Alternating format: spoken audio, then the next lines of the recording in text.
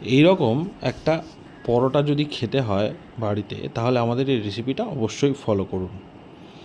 আলু নিয়ে নিতে হবে প্রেশার কুকারে, দিয়ে আলুটাকে সেদ্ধ করে ফেলতে হবে। কেন আলু আগে দেখালাম সেটার কারণ আমি আস্তে আস্তে বলছি। যাই হোক, সেদ্ধ করে নেবার পর আরেকটা পাত্রে এই আটা নিয়ে নিতে হবে। আটা পরিমাণ মতো নিয়ে তার মধ্যে একটু লবণ, চিনি দিয়ে ভালো করে মেখে ফেলতে হবে।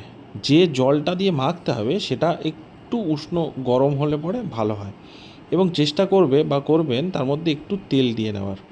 এবং আটাটাকে ভালো করে মাখার পর এই রকমভাবে তেল লাগিয়ে ভালো করে সাইড করে রেখে দিতে হবে। এরপর যেটা করতে হবে, পেঁয়াজ কুচি, কাঁচা লঙ্কা একটু তেলে ফ্রাই করতে হবে।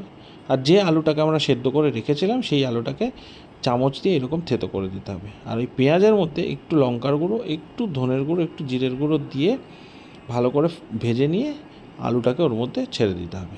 তারপর পরিমাণ মতো দিয়ে দিতে হবে লবণ। সেই সময়ে একটা ফাঁকা ফ্রাই প্যানে 5 ফোড়ন আর গোলমরিচ একটুখানি ব্রয়েল করে নিতে হবে, মানে শুকনো অবস্থায় সেঁকে নিতে হবে। তারপর সেটাকে গুঁড়ো করে ওই আলুটার মধ্যে দিয়ে দিতে হবে। ইতিমধ্যে ওই আলুটা হয়ে গেলে পরে টমেটোগুলোকে 4 ভাগ করে কেটে নিতে হবে। রসুন খানিকটা থেতো করে বা এই রকমভাবে যদি ঘষে নেওয়া যায় তাহলেও হবে।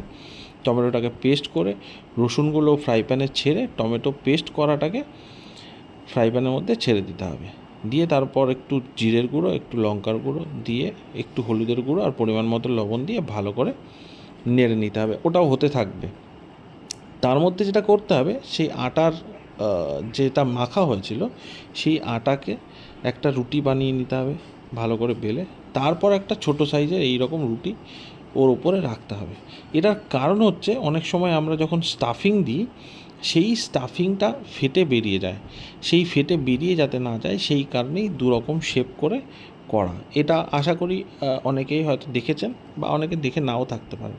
তো এইভাবে আস্তে আস্তে রুটিটাকে বা পরোটাকে বেলে নিতে হবে। তারপর একটা প্যানের ওপর, ফ্রাই প্যানের ওপর অল্প অল্প তেল দিয়ে ভালো করে ভেজে নিন। ভেজে নেওয়ার পর এরকম ছোটো একটা কাঁসার থালাতে একটা পরোটা দিন, আর একটু টমেটোর যে চাটনিটা বানিয়েছিলাম সেটা দিয়ে বাড়ির লোককে সার্ভিস করুন, দেখবেন দারুণ হবে।